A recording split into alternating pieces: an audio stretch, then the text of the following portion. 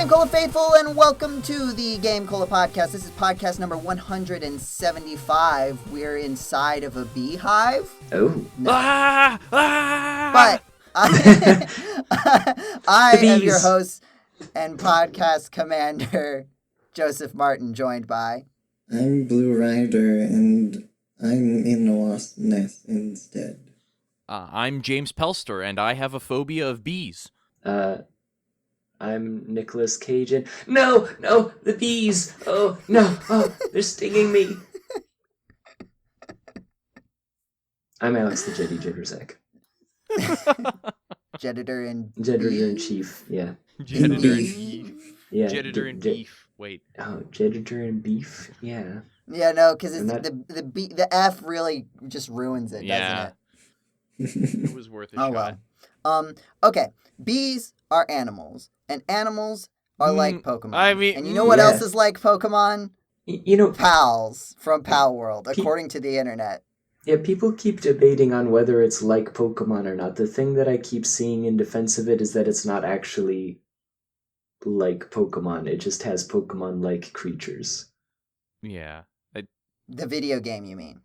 Yeah. Video game. Yeah, I would agree that from everything that I've seen and from talking with Blue, who has actually played this video game, rare on the podcast for someone to be playing the video game that we're talking about in the opening. Yeah. Aside from the fact that there are several animal-like creatures with some cutesy eye faces, and you throw balls at them to add them to your team, there's not a whole lot that is very similar between the two games. Would you say that, Blue? Yeah, that's about right. I mean, like, it's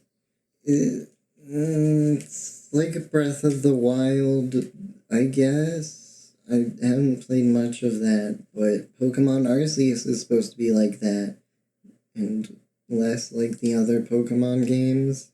So Palworld's more like Legends Arceus. And less like other Pokemon games. But like Palworld's genre, as I would call it, would be like craft survival. Yeah. Which I feel like is like, there's different spectrums along like the craft to survival to like adventure. Like, yeah. From what I understand, it's like Ark Survival Evolved if it didn't hate you and wanted you to have at least a little bit of fun. And if dinosaurs were cute. Which is, a lot like Pokemon, actually. This has swarmed up into a very strangely large controversy. My opinion is that this is basically this is actually an ongoing war that is just having a new phase. And it's a war that started with what is commonly referred to as Dexit, which is when Pokemon stopped putting every single Pokemon in every single video game. And people had a war about it online, basically. And I feel like it's the same people. Like, not everybody, but like the fueling of the aggressive fire, I feel like is the same people. That's an interesting connection. I would not have thought that there would be a connection there, but I guess it's in the sense of, if I'm understanding your meaning right, it's that it's the people who are still upset at Pokemon Company for doing the things, like actively. Are actively upset at Pokemon Company for many, if not all, of the decisions that they're making and the things that they're doing and the products that they're creating, and are like, we could do this better. Here's our Pokemon game that's legally distinct. Like, I would contrast that against like someone who like did not like the direction that Pokemon is going at any point and like stopped playing the video games. And if you asked them, they would have a lot of complaints. But if you didn't talk to them about it, they wouldn't say anything. I see. Whereas active people are like, I don't like Pokemon, and everyone on the internet needs to know. Anti-Pokemon activists. Yes, that is actually a really good way to frame it. And then, because on the other side, there is like Pokemon activists, like people who are like defending. It's like, guys, I also like still enjoy these video games, but also like calm down a little bit, basically, please. This is a little... Yeah. People should generally, I think the GameCola official PR response is, can we just calm down a little bit, guys? Why you have to be mad? It's just Yeah, why you have to be Why mad? you have to be mad? He's only game. So like another element to this is that like I feel like there like you have because you basically have people who like have played the game and people who haven't played the game. And they've already created their own information bubbles because like their whole thing is like about plagiarism. There's also an element of AI, but as far as I can tell, the only thing about AI is that some people think that they're somehow AI generated, but the only piece of evidence I've seen to that point, aside from like look at it, is that one of the main developers used to work for a company that did AI, which is very broad. And I don't know, like even if it was like he worked at a company that generated AI 3D models, I don't think that would be enough evidence in isolation to really follow that, especially because when you look at these, they don't look like something that was generated. The vast majority of them look like either original monsterish designs or like someone looked at a Pokemon or a couple Pokemon and thought, let's put a spin on this. Yeah. And I would say like there's like maybe 100 to 150 of these things, right? I don't know, Blue, if you know the exact 151. number. I don't think it was 151. I think it's like slightly less than that, but I don't know the number. It's in that ballpark. I would say of those, there's about like 145 range from like purely original to I can see where the inspiration came from. And then there's like 4 or 5 that was like one part of this is clearly lifted directly from a Pokemon. And your tolerance for that varies, but like if you haven't played the game, you're basically seeing those 5 like over and over again. Yeah. Or maybe like 10 because people have different metrics of like what they would consider copying. I'd say there's probably like 5 that I would consider egregious and 10 that I have seen people consider egregious. But like it's not like they just copied all of it for Pokemon, right? Like it's a subset where like there's one where it's like that face is either directly in like I think it's either Galarian Meowth or the Berserker the evolution where it's like that face is like exactly the same. Like either you ripped the model or you traced it and it's like down to the detail. Like that's egregious. There's like one piece of hair that's like clearly copied from like, and it's like not just it looks like hair. It's like no, the curves are all in the same place. They're slightly elongated, so it's like not a direct model import, but like the structure of it is exactly the same. Like you would not have gotten here if you we're not looking specifically at this model. And I mean, there are elements like that, but again, it's only like 5. So it's not like if you're playing the game, like these elements would not be pervasive to you. You would probably not notice. If I might chime in real quick, I also feel like perhaps the number of Pokemon games and the number of Pokemon, consequently, is also a factor in why people think this looks so derivative. Because I also think that this has just been an argument that has been used against like some of the more recent Pokemon games, like a lot of them. I think going back as far as Gen 6 or Gen 5, people were saying, man, Pokemon's just copying themselves. Like, that they were saying, like, some Pokemon look like ripoffs or something like that. Well, and I just wonder if the sheer number of would be. I just wonder if the sheer number of Pokemon that are out there mean that I don't know. It's just so crazy easy for you to see similarities between things now. Yeah, I would agree with that in principle. I would also just say for like Gen 5, they very did specifically like their goal was we're doing all new Pokemon for this region, and we're like they would explicitly like this is the Zubat of this region is Woobat. Like that was sort of an intentional version of that. Yeah. Part of my confusion is that like people are acting like this game has not a single creative bone in its body, unlike Pokemon, which is the most creative thing ever. Right. Right, guys? Yeah. Seal is original idea. Yeah. I do absolutely want to do a video, if I ever got the gumption to put it together, where it's like one of those tier lists, but it's both the pals and then the first 151 Pokemon. I would do that and, like, with you. Design tier list. Yeah, of like because there are a lot of stinkers in Gen 1. There are also a couple stinkers in Palworld, I will say. Sure, but like people just looking at acted like Pokemon's doing ice cream now. It's all gone downhill since the earlier generations. This Pokemon But is a there's literal literally seal. bag of trash.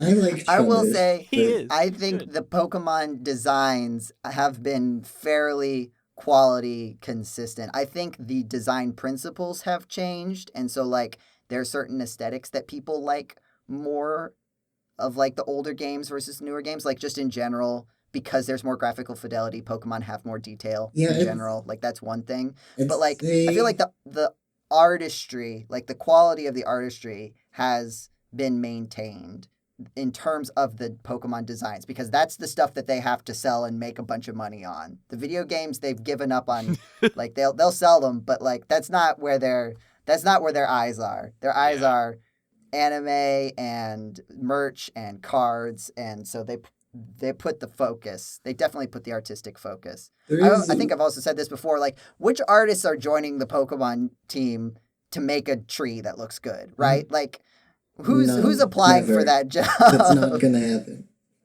Right? So, but again, like a lot of the Palworld designs, like there are some, especially some, like barring someone coming out and saying like, oh no, they just stole from a bunch of other places that you didn't know about.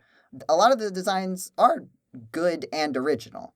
Like there's definitely creativity there. But there's also an element of like once you find even just like one instance of like pretty direct, if you want to call it plagiarism, you can call it plagiarism. Apparently, where the line in plagiarism is drawn in 3D art communities is also like a fairly contentious point because there's not a clear analog to something like tracing that you have for 2D art. So apparently that's a subset of this controversy that's fueling things of 3D artists arguing with each other about this concept in general. Once you have one instance of plagiarism, it brings in a focus on similarities that even like would originally have been just considered coincidences, and people just get a lot harder on that. Like I really feel like if there were like if you took out 10 of the most egregious examples, I feel like the conversation would be very different about this. And I'm again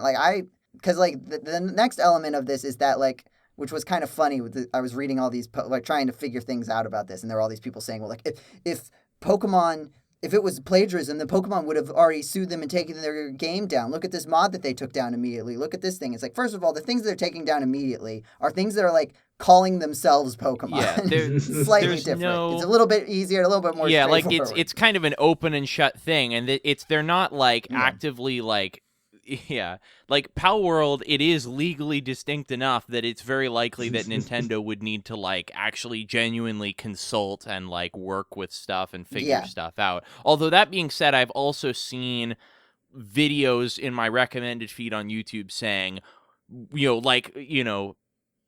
sort of clickbaity things like why Nintendo can't sue Palworld. And I'm like, you don't know. I do not believe that you. They never say never, my friends. You might be right, but you don't know. Yeah, you don't know that. It is very weird that they like have targeted like the actual Pokemon mods and stuff, but like that they're so slow going on Palworld. If it's as blatantly easy to shut them down as the internet wants me to believe. Yeah, it's definitely not blatant, right? Like this, my prediction, right? If anything happens, because I think there's two avenues of this. One avenue is, look, it's not worth the bad PR. Some people may think Pokemon cares about bad PR. No, they don't. But like, there could be like the effort involved in this is not worth it. We'll just let it be. It's fine. Even if they thought it was plagiarism, they could still say it's not worth the effort. Like that's the thing with like fan art, right? Like a lot of fan art for a lot of companies is technically illegal. Like it's technically copyright infringement, but like the return on investment in pursuing that sort of thing just isn't worth it to companies. And so it's effectively legal because nobody cares. Right. So that's one avenue. I feel like, though, the strongest that you'd actually see would be like Nintendo basically saying, hey, look, here's a list of these guys. Make some changes, right? Because none There's only one that I've seen that is even argued to be like just a full-on copy. The others are like mostly original, and then like one key design element that is complex enough to look very much deliberately like lifted from something, Yeah. like a fin or a face, and then or a piece a hair model, and just say, look, just change that element on that one, and we're good. I also wonder if something like this has already happened, because something I didn't realize until I was watching some videos about this is that in the trailer there is one PAL that looks like a recolored Luxray. It's like it would be I like remember the that. most. It's not in the game. Yeah, and It's in the code. and it but it's not in the video game. And this is also not like this game it just came out recently, but this game has been in the works for quite some time. I remember hearing news about it as the whole, oh, it's Pokemon but with guns. Like yes, over we a were year talking ago. about this. Yeah, we were talking about actually, it in the Discord. The first trailer dropped before the whole generative AI thing really that's another was good point used about to it. any real extent. So, and a lot of like the main in my playtime, like the main ones I've caught and seen more of are ones that were in the original like poster. Mm-hmm. But it is interesting that one is not in the game, which like either is they like thought like actually this maybe not is a good idea, or Nintendo said like, hey guys, we saw your trailer. You can keep the trailer up. Can't have that guy. You either have to change him or get rid of him. Too close. And they've already had that conversation.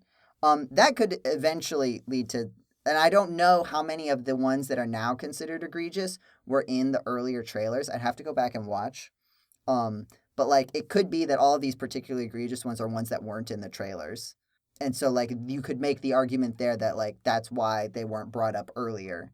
Because I think you could confidently say that in that scenario, right? If Nintendo said, hey, you can't do the Luxray clone, but then didn't say anything about any of the other ones, then you could argue that everything that's in a trailer is clear. Yeah.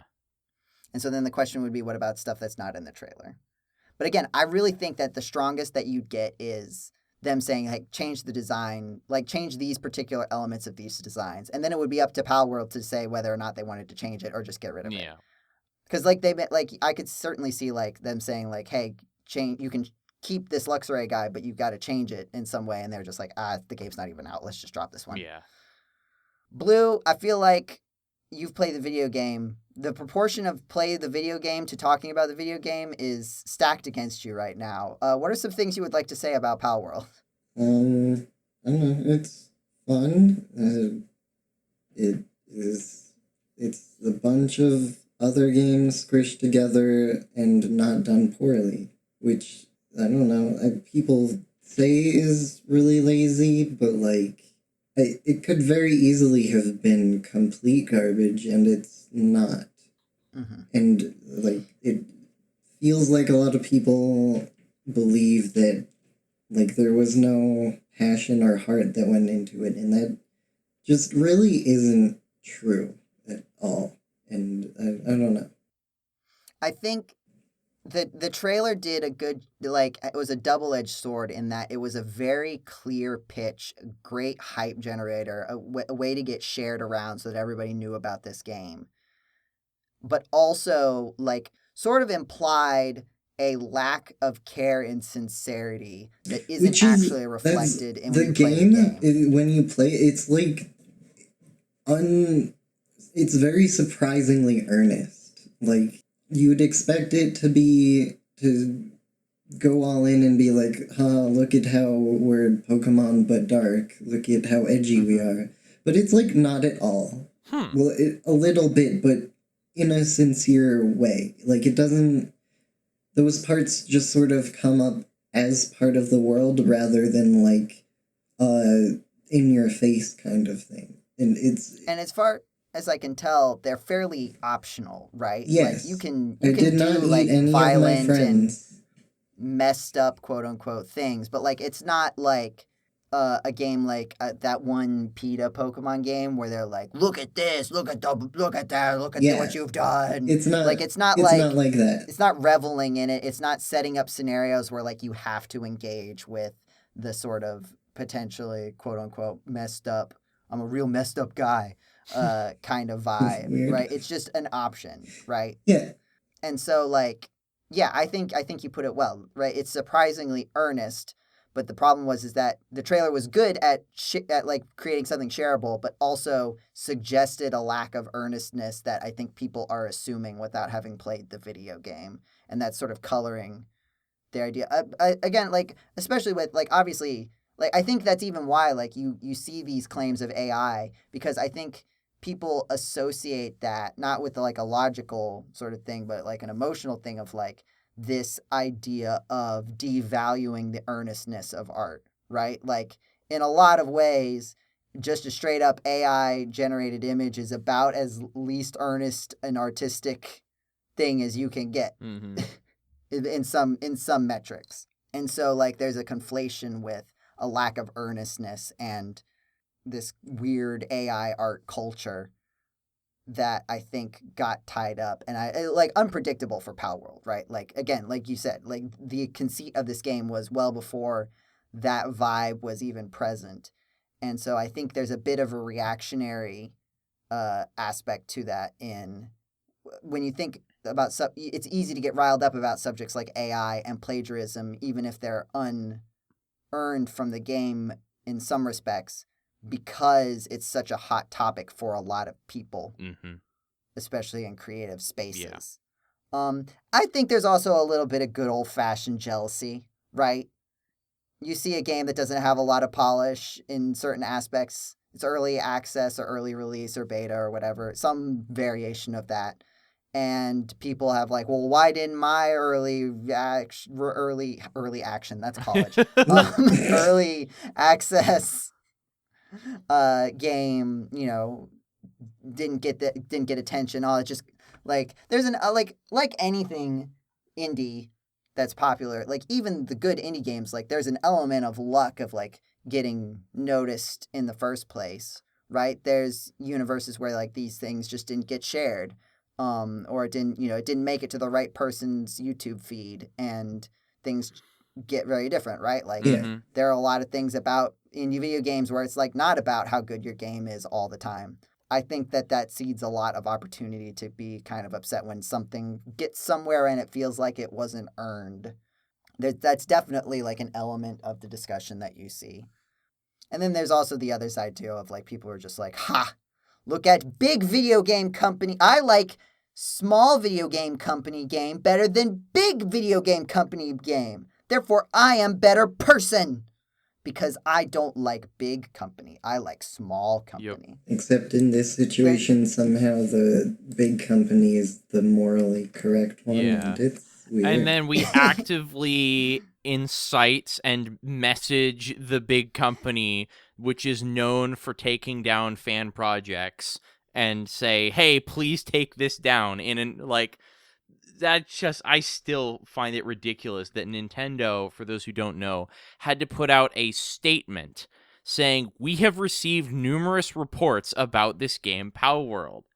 We are looking into it. They didn't mention the actual game, I will say. They didn't? Okay. But like everybody knows. Everybody knows.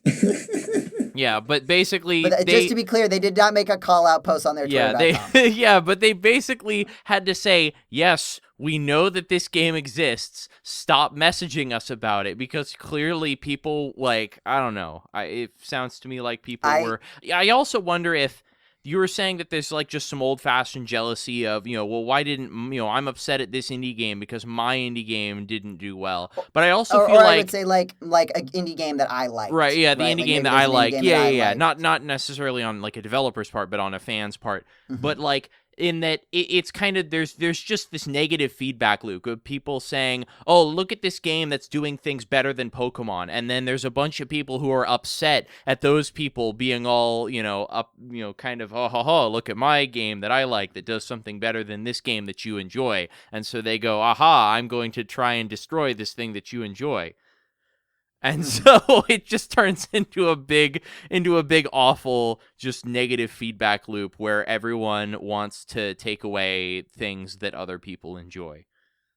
I will say to your point, because I agree about the emails, James, but also, as soon as Pokemon releases a new game with new Pokemon, you know absolutely that people, like the Palworld stands, are going to be like, oh, look at this Pokemon, it looks like a Palworld Pokemon, it's plagiarism, Pokemon's ripping it's off plagiarism. Palworld, And the first people are going to be doing that as like a joke. They're going to be like, I remember when you got like made a big deal out of this. Yeah. And then there's going to be people who like see those tweets, see those YouTube videos, see those jokes, and are like, take it 100% literally and seriously and get super upset. Like, look, Pokemon plagiarized and you don't even care. You don't even care. Yeah. And it's just as tenuous as a thing. Yeah. And we're going to, again, as soon as Gen 10 comes out, we're going to rehash this whole thing from the other side. I bet you we are. And then I can't wait for Palworld to put out an official statement. We have been aware of numerous reports of this game by a certain company that appears to have creatures similar to ours. I don't think that. No, I don't honestly believe that would happen. But if it did, it would be hilarious. Funny. It would be very funny. I would appreciate it if they did that, right? Like that would be like a fun. That would be funny. I think it would be very difficult for them to pull off with, like, it would have to clearly be a joke, and I don't know if it would, like, since it's a company that there's some legal weight behind that, like, you could get into, like, you could, and it could also just be very much, like, taken the wrong way. It's like, you would have to word that very, very carefully, and even then, you're right, there could be some ramifications. It's probably not worth it, but it's funny to think about. Yeah. It's a little bit, yeah. Okay. I think that's... I guess just don't plagiarize. Hire character designers. But also calm down a little bit. Yes. I think that's agreed. Good. That's enough palling around for this podcast. Now we're all enemies. Yay. And we're going to talk about what GameCola superfan Lotad suggested in the Discord. I remember that. Which is, like, I don't know if I quite got, like, I know the vibe that Lotad is talking about. Here, let me read it. That's a thing that people do. You're allowed to read this sort of thing on a podcast without it being like... We just can't look stuff up on the internet. Yes. But you can read stuff that fans say. Games with updated releases. Kirby's Extra Epic Yarn, Mario 3D World plus Bowser Fury, etc. The recent announcement of that Sonic Generations release got me thinking about that. What Lotad is talking about is there's like a Sonic Generations X Shadow thing where there's like a Shadow the Hedgehog element to a Sonic Generations.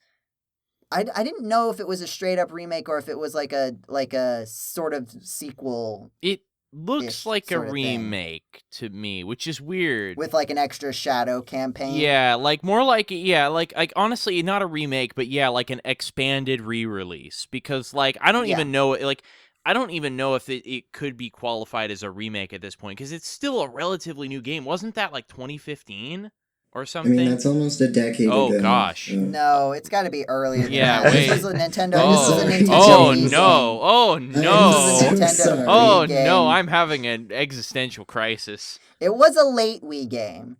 So, like, but it's got to be, like, 2010, 2011, I feel like. I thought Maybe Sonic 2011. Generations was a Wii U game. Yikes. No, I'm pretty sure it was a Wii game. It may have come out on Wii I'm U, sorry, but Joe. I'm Google looking it stuff up on real- Wikipedia on the podcast.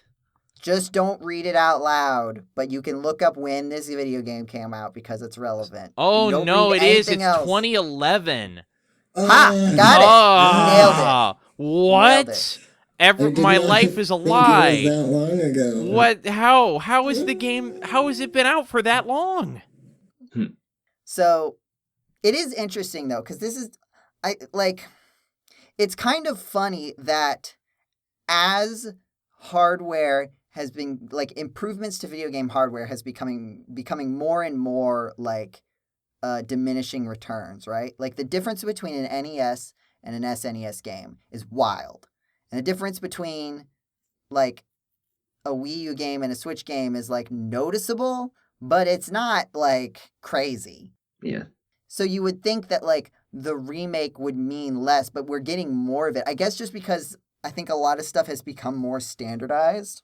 So like porting to a new console, like a new console generation, is probably easier than it used to be. Yeah. I mean, I think there is just a monetary aspect of like how many people are going to go buy a Wii game and play it on a Wii, but they will play the same game if you sold it to them on a Switch.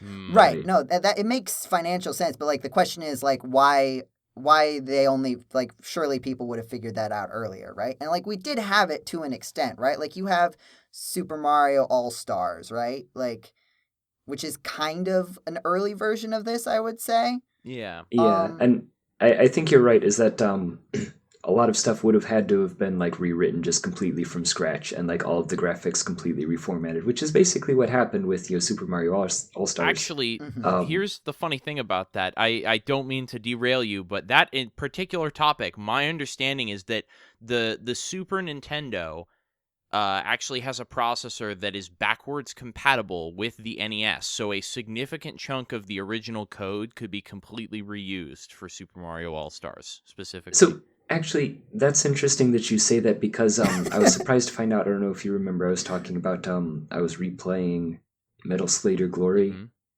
and the weird thing about the Super Nintendo remake is that it's just the NES game. Yeah. And so I'm wondering if you're right, because I was like surprised that it was like literally exactly the same. Yeah. And sorry, go ahead there. I just have a point after that to tack on. Yeah, no. Just that like you're correct.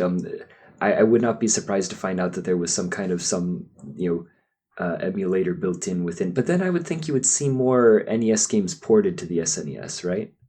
Yeah. That's the question, right? That's actually what I was going to talk about, is that there is a ROM hacker who goes by the username Infidelity, who has been for the last couple years porting NES games to the Super NES.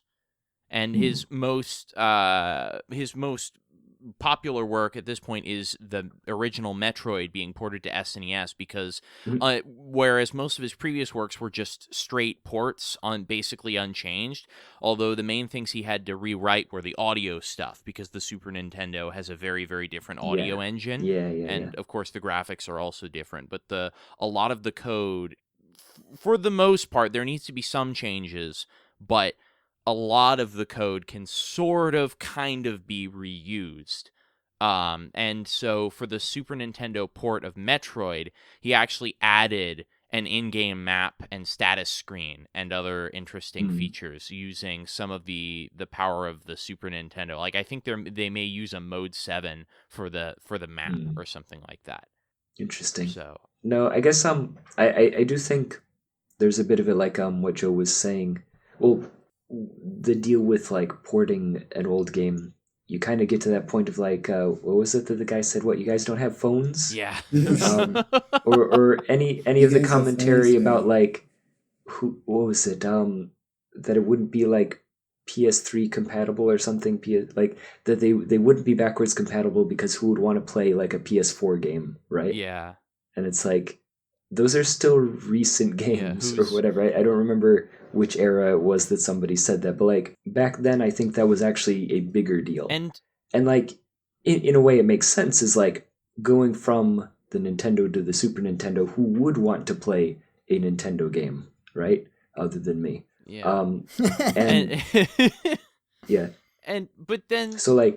But then even like, if we're talking kind of mid to late 2000s or early to mid 2010s, they were still making some games with ports for the PlayStation 2.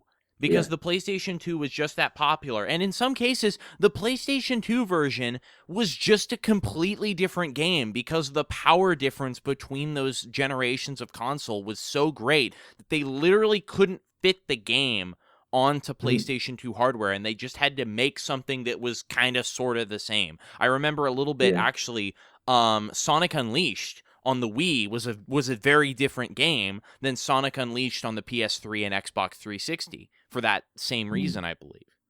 Yeah, there was. I mean, even like for games in the same console generation, like Nintendo 64, PlayStation era, like I feel like that was another era where there were like very significant differences. Whereas like once you got into like GameCube, PS2, Xbox era, cross-platform ports were a lot more standardized. Yeah. And it was easier. I wonder if it's just like it's always been a good idea and it's just taking like various different events to like build up the infrastructure in the main three players. Or at least, like you said, like with the PS2, like everybody had a PS2. It was the best-selling console of all time in its time and for a while after that. Yeah. And so like when you got the PS3, it's like, well, there's still a lot of people at PS2, so it's worth it. And then with Nintendo, I think, the thing that really started it with Nintendo was going from the Wii to the Wii U to the Switch with the big drop in like, household acceptance of the Wii U. Yeah. There were a lot of games that like people on the Wii U just like didn't play. And they're like having that gap there gave an excuse. I mean, like the best selling Nintendo Switch game is still Mario Kart 8 Deluxe, which is exactly this thing that Lotad is talking about. This game is just like old game with extra content, and it's a Wii U game. Yeah. And so I think it could just be like this has always been a good idea, but it's taken certain events for the sort of the issue has been that like getting the systems in place to like facilitate that. Ooh. There's been like an opportunity cost involved with that, and then certain elements of how the gaming industry has evolved over time has gotten enough people over the hump that now it can just become quote unquote a thing. And right now these big companies have the resources to just say like, here is our studio, here's our group of people that just makes new versions of old games. Yeah. And the other thing that just kind of came to mind is that I think it's become more and more of a trend as we get further into the sort of the current era of gaming. And I think part of that is also how games are designed and how games are programmed. Because when you were writing a game for the NES or the Super NES or even, the PlayStation, those games were written in lower level languages, so you didn't really have as much of a game engine. You might have had, in the case of like the PlayStation 1, a sort of software development kit with a few kind of helper functions for graphics and sound, but that was generally it. So if you wanted to port your game to a newer console, like if you wanted to port a game from PlayStation 1 to PlayStation 2, you basically had to rewrite the whole thing from scratch. And there were exceptions, like from NES to Super NES, but if you wanted to port your game from Super NES to PlayStation, and I know that there were some games, I think, that were sold both on PlayStation and Super Nintendo, like some of the Shin Megami Tensei games were like that. I think there were a couple other JRPGs that were like that. Yeah, there's like Final Fantasy and Chrono Trigger came out as re-releases. Yeah, and I think the Mega Man X3 was on PlayStation 1 and Super Nintendo as well. And so many of those, like those were, my understanding is that those would have to be complete rewrites from scratch. And now in sort of the more modern era, 2000s and onward, especially 2010s and onward, we now have higher level coding languages that we're writing in, or game engines that we're building on top of, which even if they require work, don't necessarily require you to rewrite the entire foundation from scratch. Like, I think I remember talking with a couple of my friends who do a little bit of reverse engineering and modding of certain games. Like there was Fire Emblem Three Houses, which was a game made, programmed, I believe, by Koei Tecmo. And their engine has little bits and pieces and snippets of code that date back to the PS2 era, because that was when the engine first started out. And so there's little snippets and little bits of the engine that have persisted all the way up through then, which is a testament, not only of, yikes, they need to get a new engine, because the game, like, the game shows its age, like, it shows its age in many, many ways, and we believe that part of that maybe have to do with the engine, but it also shows that that engine, that foundation, was able to be carried forward in some part all the way up to the Nintendo Switch, and I think that plays a big part in why we see so many more reboots or re-releases or remakes of games from that time period that are kind of like that. Like this Sonic Generations, I wouldn't be surprised if they still used the same foundation code base and then just upgraded it all and, did some work on top of that.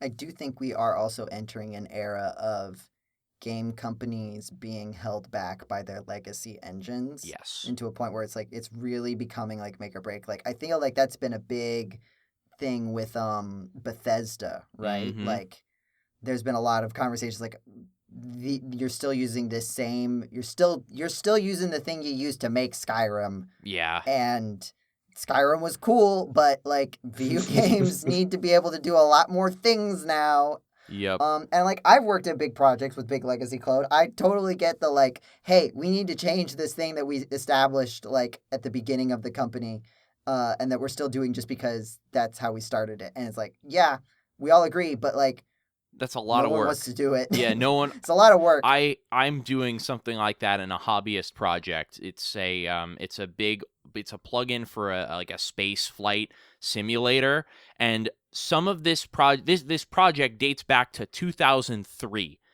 and so some of that code has changed hands a dozen times, and some of it is very clearly still the original code that was written in the early 2000s, and it's terrifying. Like, you can tell that it works, and that it was probably the best that anybody could do at the time, but now that we have better tools and better techniques and more knowledge about how to do things, quote-unquote, properly, which is obviously a very relative aspect and topic, but it's just kind of terrifying to see, just pointers being thrown around haphazardly and everything. Like, from a programming perspective, looking at that code scares me. Just look at all those memory leaks. Yeah, no, it really is. Hey, There's just fast. a Boolean in every object that's called deletable, which is, can we delete this safely without causing a crash? And we have to assign that upon object creation based on the context under which it was created. Yeah, anyway. So, do any of you have like one of these games, right, where like Mario Kart 8 Deluxe style, re-release with extras that like comes to mind as like a really good example of that? All of the Pokemons up to Gen 7, I think. Like the bonus versions. Yeah. That's a little bit different though, because like I feel like a lot of these are like here's a remake for a new console, right? As opposed, Pokemon is a weird. People have tried to do the Pokemon thing, and it never goes well for anyone other than Pokemon. I feel like. That's because it's garbage, and no one should do it.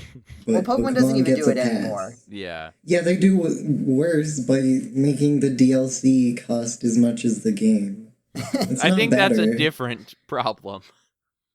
I guess I had been thinking about, I don't know if it really counts, 2064 read-only memories, the version that has voicing and so on. Oh. Yeah, that was... I really enjoyed seeing... Because I played through the original version of that and then played through 2064 for the YouTube channel. And that was really cool seeing that not only was it just, we added voice acting, but, they changed some of the artwork in the original that looked kind of jank, or they added new dialogue and they added a new sort of post-game content. And that was really neat. I remember what I was going to say is that kind of an oddball in that aspect is what I think of as Sonic Adventure DX Director's Cut, because that, they added some new content when they ported it from the Dreamcast to the GameCube, and then of course that port got moved to other platforms. And it's funny to me that there's a huge like community out there making mods for this game specifically to return it to looking like the Dreamcast version. Like, because they rewrote the entire kind of rendering and lighting engine, and then just in the process of porting it from Dreamcast to GameCube and then to modern platforms, they introduced like a bunch of little small bugs and other issues. And all of the lighting looks different, a whole bunch of the texture work was changed, and then of course the model work was changed. And a lot of people just think that the Dreamcast version looks and sounds better from just almost, from an almost universal perspective. And I don't mean that universally everyone thinks this. I mean that the people that think the Dreamcast version looks better think it looks better in a holistic sense of like most of the graphics, a lot of the atmosphere, the lighting tricks that they used, and the models, etc. At least my understanding. And I just think that it's funny that now we have fan-made mods to take the expanded re-releases that are what's getting propagated forward to all the modern platforms to bring it back to what was the original release version. Yeah, that reminds me of like the there's like NES remakes, fan remakes of like Mega Man 7 and Mega Man 8. I feel like it's not exactly the same, right? But D-makes. it's a similar vibe. The D-makes. Oh, yeah. But with Sonic Adventure, part of it too is that like it's funny that like the DX version is definitely like the culturally quintessential version because it was out on platforms that people owned. Yeah. As opposed to being on the Dreamcast. Yes. So like it's interesting in that sense too because like most people are going to know the director's cut edition because it came out on more platforms and the Dreamcast was a very niche console at the time. Mm-hmm. Are we ready to talk about video games? As in stark contrast to what we've been doing so far. Yeah, I was gonna say. Yeah. Jeddy, I want you to confirm a theory for me about video games. So Yeah. James mentioned on Discord Video James. Yes, Video James. Yes. James mentioned on Discord the Mario Picross on Game Boy. And I feel like the next day you started posting pictures of the Mario Picross Game Boy. And not just like one or two, like a lot. You just basically and I have beat it. to wonder, Jeddy, did you just start, like, did James just say, like, Picross? You're like, well, I mean, if there's Picross on the Nintendo Switch, on the Game Boy. Was it on the Nintendo Switch, or was it... I actually didn't even look. To tell you the Me truth. neither. I just I hooked it up on my Super Game Boy because it has Super Game Boy support. Oh, nice. Oh, yeah. No, I just downloaded a ROM, completely legal copy of Mario's Picross. Yep. It is funny. Like I did just go and beat it in like I beat all of the I started with the normal Picross levels, and I beat them in about 2 days. And then I talked to everybody about it, and they were like, well, what about the easy Picross? And so I went back and I beat all of those in a day. I kind of brought it up because I had figured that if you and Joe on the Family Game Mornings were doing Mario Super Picross, I naturally just thought that, oh, of course, they must have started out by doing the Game Boy one, and then they moved on to Super Picross, because it seems like that's just generally more advanced. Yeah. Well, what started it for Family Game Morning was that you could do the multiplayer Picross. Right. Yeah. Which was just such a funny concept. And I think it was good for those few streams. And then, like, at the very end of the last stream, it had gotten to the point where the Picross boards were hard enough that we just couldn't talk and do it at the same time. Yeah, I still don't know how you guys are so good at that. I can't believe it. I just sit and play Picross all day. Like, I just went, like... The original game has 300 puzzles. Wow. And I've played that one twice. So, like, I don't know if you noticed my screenshot of the, wow, great job, it's an L. That out of the 30 minutes that they gave me, I used, 4 seconds. Yeah. Well, I mean, it was an L, Jeddy. Yeah, but there's a no point where, like... There. There's a point where I just like know instantly. Okay, 5 blocks. That's just straight down. Okay, and then the rest of them are right here. Yeah. So like, there's a point where I can just like see the numbers and be like, okay, that one goes all the way across the board. That one goes. Out of 15, a 13 is going to be the 5 in the middle and the 3 on the sides, right? Like you just kind of know like immediately. Okay, an 8 has the 1 in the center, right? A 9 fills up the 3 in the center. You just kind of get those rules, and it's like, okay, bloop, bloop, bloop, bloop, and then okay, well, in the verticals, this is going to be, the 1, 2, 3, well, that clears that line, and then that means that this 7 that I couldn't do anything with before, I've blocked off these 2, and that means that I can, fill in 2 blocks over there. Like, I've got the rules down so well that I feel like you and I were on the same Picross level when we did those live streams, like in terms of our techniques. But I feel like because you were showing me some ones where you're like, I think this is like impossible, and then later in your second playthrough, you're like, oh no, I figured it out, and like I didn't. So I think you may have gotten because like at a certain point with it, you get to like that, that like. I don't know. To me, I've come across this logic puzzle a bunch. I don't know how like famous it is, but it's like, oh, you ask the logicians like, oh, how many of you have blue eyes? You don't know what color your eyes are, and like they all talk to each other, and somehow like by them all not knowing, they know that only one person has blue eyes or something like that. And so like it feels kind of like that where you have to like go down a couple levels, like almost recursively, to start figuring certain things out. Like you enter like, okay, in the universe where this is the correct answer, what would that mean? And is the puzzle solvable? And then you like go and try to figure that out. And then it's like, oh, it doesn't work. And then you go back and you're like, okay, well, what if I were to hit this one, it were to be correct, how would that change the puzzle? And you go through that and you're like, oh, okay, it would look like this. Yeah. I feel like that's what you have to do. And that was the part that I couldn't quite get to. Yeah, there's there's the obvious ones, which is like what I was just discussing. Like I know that if you have a line that is 15 across and it has 8, then the center one's going to be filled. Like that one's just like I was guaranteed. at that level. Yeah, and the level above that I finally got to is that it only works for very specific things where like if any of the border edges have like 6 or more, right?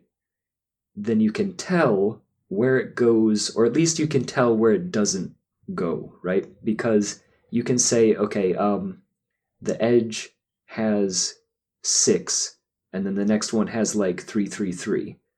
But you can go and you can say, well, this section has 4 multiples in a row, right? So like it can't go there because then you would have more than 3 things touching, and since the next row only has 3s, that you can't. I mean, I'm sure that this is very interesting for people to listen to. It makes complete sense, Jeddy. This description. Yeah, of for anyone who's never seen Picross before, they're gonna have no idea. I sort of get what you mean.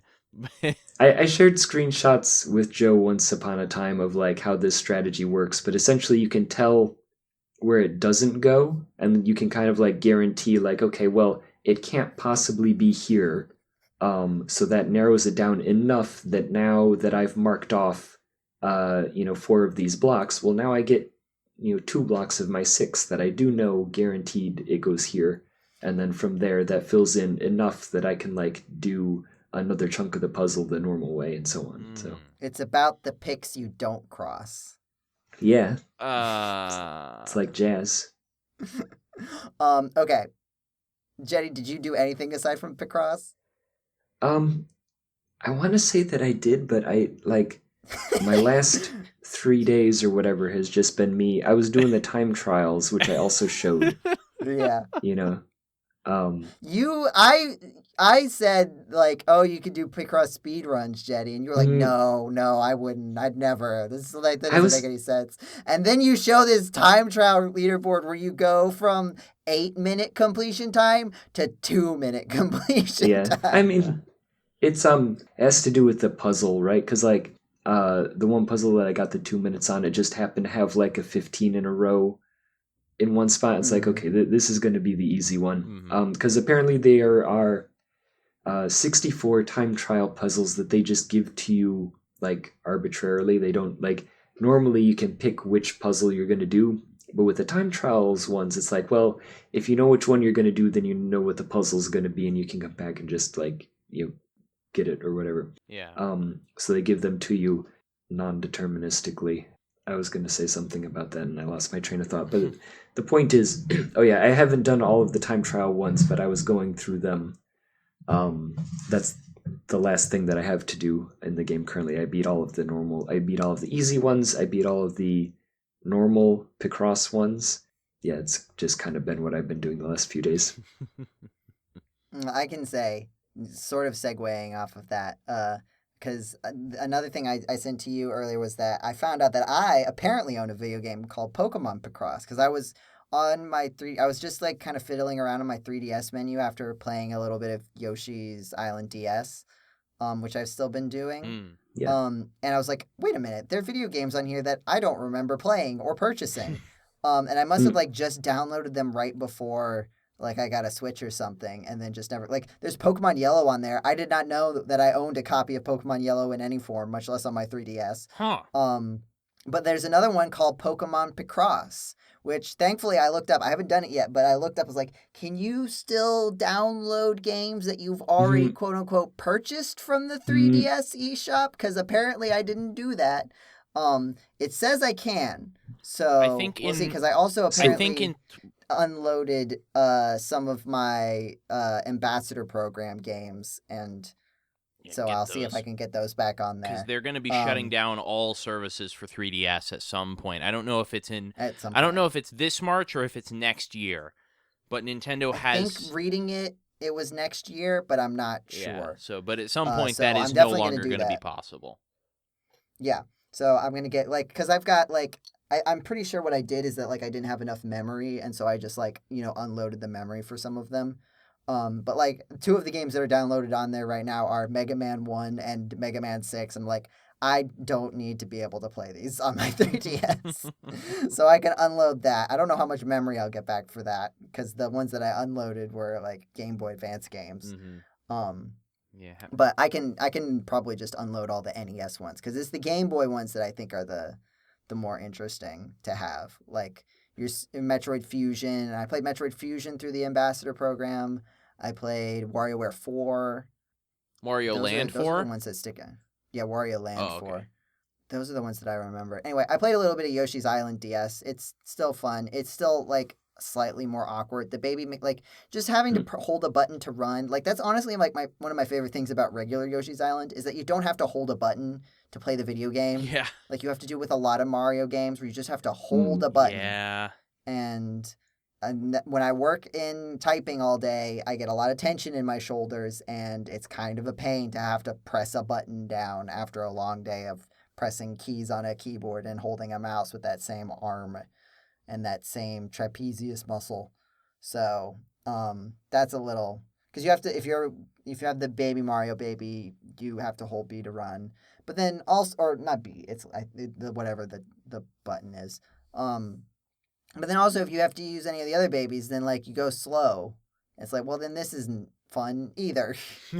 But aside from that, like the game is still mostly just like, yeah, Yoshi's Island. Also, the screens. I remember really enjoying the fact that you could like use the 2 screens to see more. But most of the time, there's only 1 screen's worth of content, and the way that they kind of handle the screen switching sort of makes some of the views awkward, right? Like, it sort of reminds me of like when we first got 3D cameras in video games and they couldn't really figure out like where to put it. And now like games are a lot better about like automatically putting the camera in a place that like makes sense for what you're doing, even if you can't adjust it.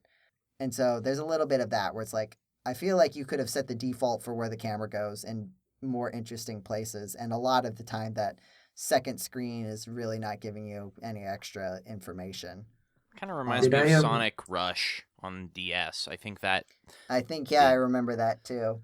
Did I share the thing that was like, what if the original Mario Kart had the Resident Evil static I've seen that. cameras? I've seen that. I love it because I love... You did not share it. Put it in the Discord. I love that. Use it to advertise people to go to the Discord. Yeah, go to the Discord to see this. I love it, and I like from a sense of, oh, that's amazing that somebody could do that, and I love that aesthetic from the Resident Evil games, but also I had a hard enough time playing that for the 2022 TAC, or was it 2022 or 2023? I can't remember, but the most recent TAC live stream, and I had a heck of a fun time playing Super Mario Kart, but good grief, going around turns in that game is already hard enough with a camera that stays behind you.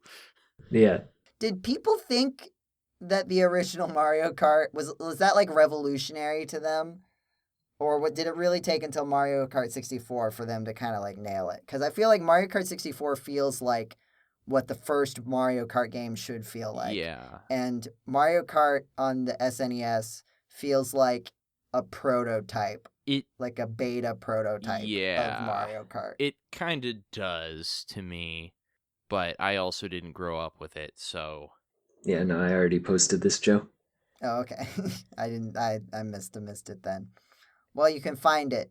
Come to the GameCola Discord. You can find it and see for yourself. Yeah, it's Definitely in the don't off-topic just try channel. to look up it. Definitely And- don't try to just look it up on YouTube on your own. Come to the Discord and click Yeah. on the YouTube link from the Discord. It's a Twitter link, but Oh, okay. Maybe And that's you why I can didn't search click on for where I said I already posted this, Joe, in the off-topic channel.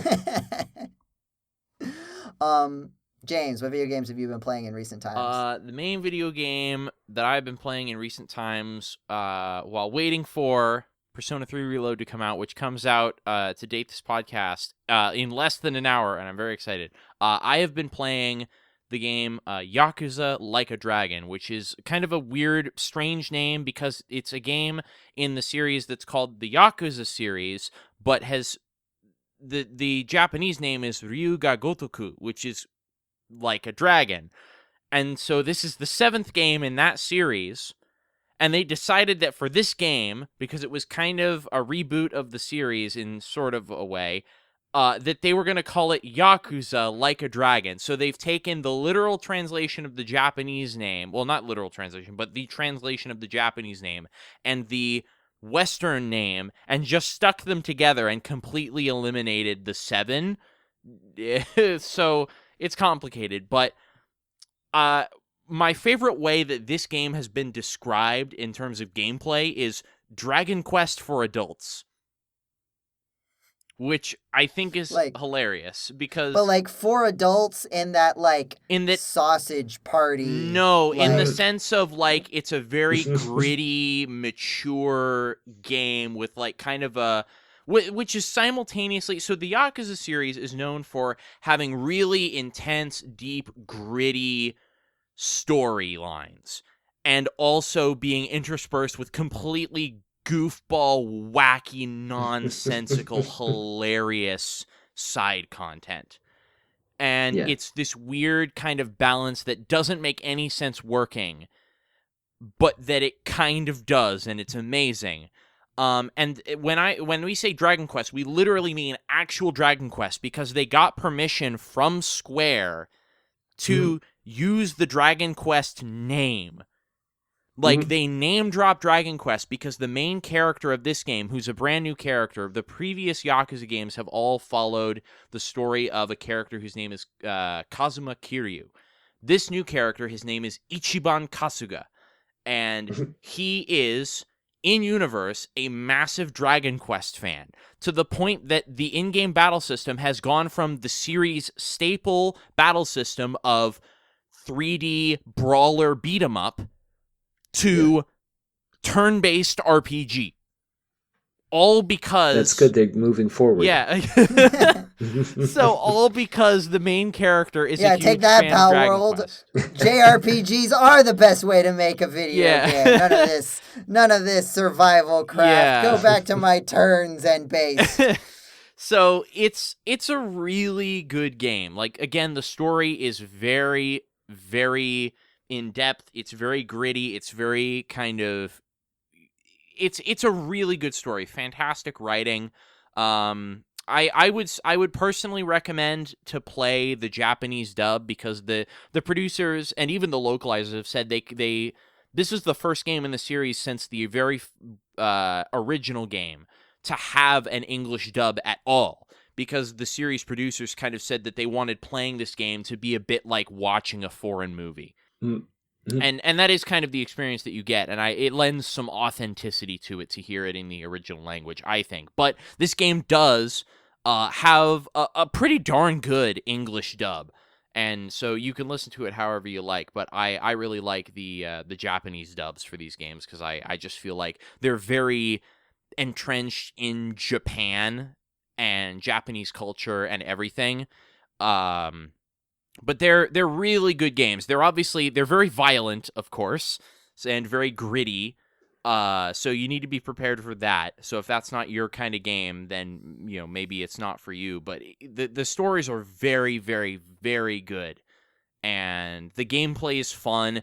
It's really, really goofy. Like, for example, you're when you start out in the game, you've basically been robbed of all your stuff, your possessions, your money, and so you start out living in a homeless encampment in Yokohama, Japan.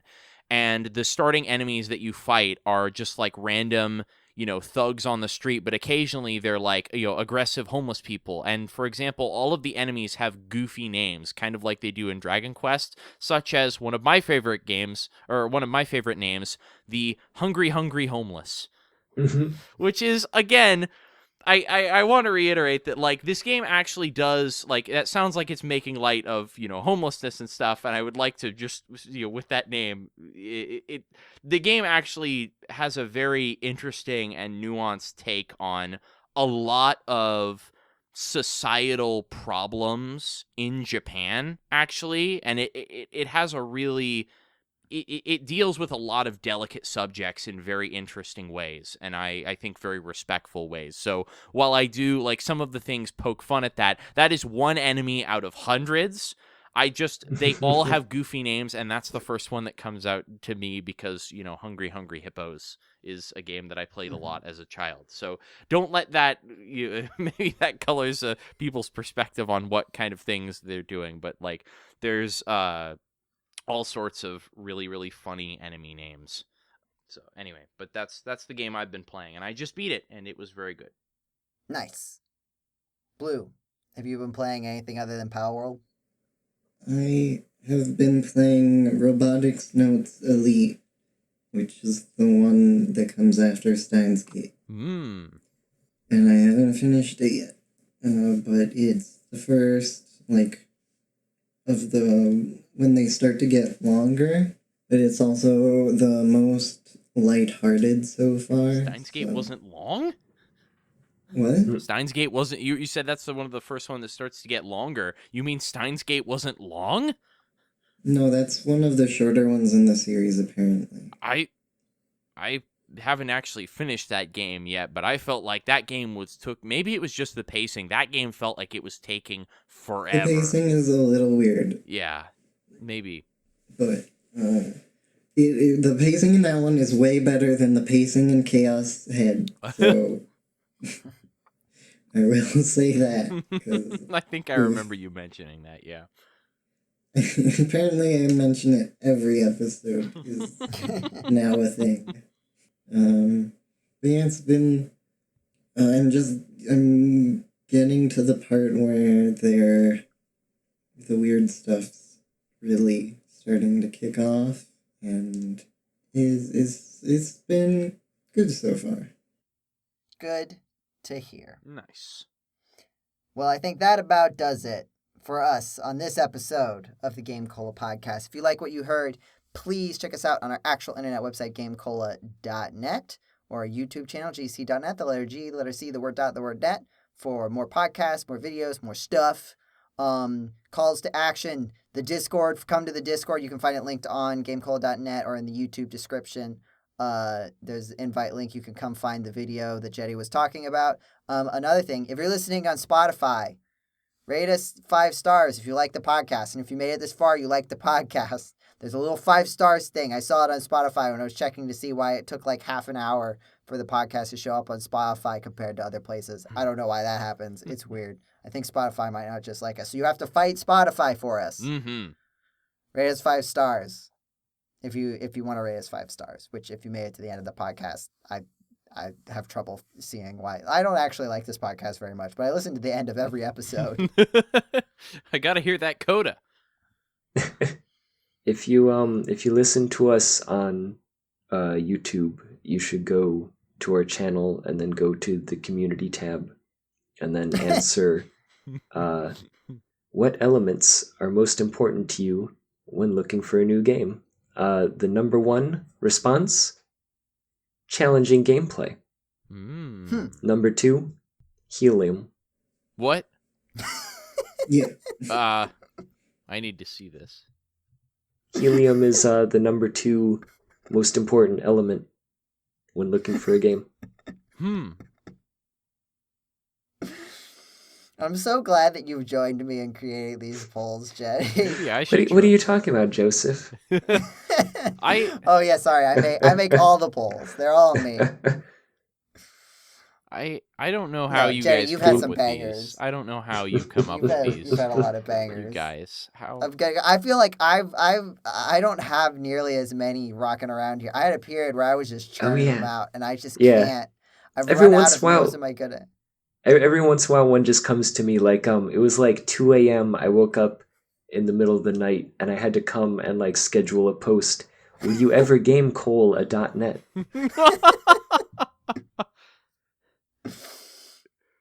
You asked I don't that know as if if that, I like, haven't actually already. affects our channel.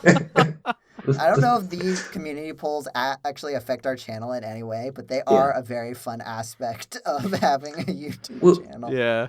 It is interesting because, like, are your parents gamers? That one got a lot of votes. Like, in comparison, it got like almost double the average amount of votes. Yeah. Well, no, you have to do ones that are like very like general. I Right. found out that like if you ask about like specific video games, it won't get as much. But if you ask about like just like video games you'll get like 100 responses. My favorite is when like I add an option that's like, who are you and why are you on my homepage feed? And it gets like 60% of the votes. Yeah. Yeah. Who are you and why do you the emeralds? Who are you and how do you know my name? Wow, how do you feel about Square Enix? That one got a lot of votes. Oh yeah, no, I'm like looking at the ones that are like weirdly a lot of votes. I prefer round Unix. Yeah. That one I think was me, right? That one was. I feel like that was one of mine. I'm trying to remember. I prefer Round Enix. I prefer Square Phoenix Right Ace Attorney. No, I think that one was me because I remember the. Oh yeah, okay. Like, because I remember coming up with. I think the thing is that like again it was like 11:30. I'm getting ready for bed and I'm just like, what about Round Enix? Yeah. And then from there, I just kind of like built an entire poll. And then for whatever reason, it got 42 votes. Wow. Which, I don't know if that impresses the listeners. Whew. I'm impressed. 42 votes? 42 individual people voted on this poll. That's wild. I think 42 people chose to interact with something. Like, to be fair, those YouTube shorts have skewed the numbers a bit now. Yeah. The successful numbers, because those YouTube shorts went...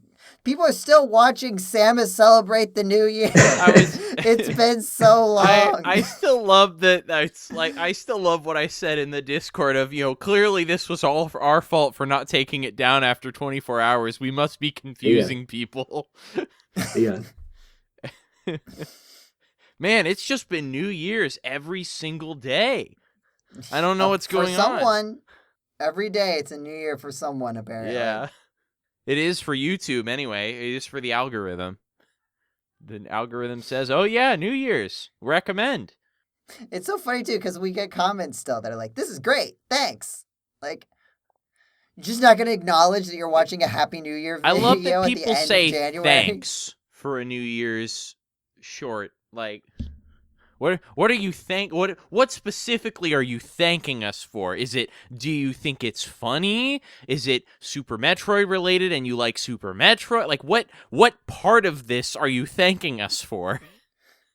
How did you get here? How did you get here? Who are you and why are you in my feed? Why are you the emeralds? Who are you and why are you the emeralds? Yeah, who are you?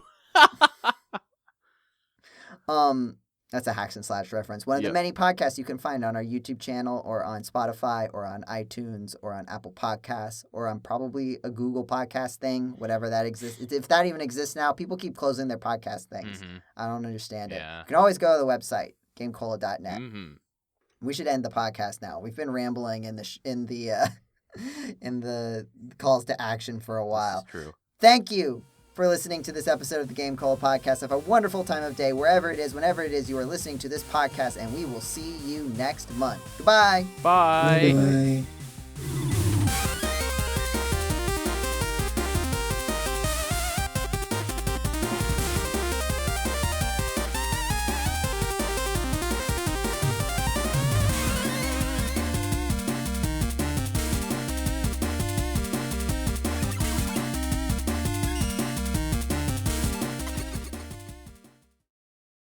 JD, I heard you turn on your microphone, so you had Yes. something to say. No, I think I was gonna make a joke, but now the time's passed. Ah. Oh Dang no! And I Yeah. called you out, so No, now it's everybody alright. knows. Oh no!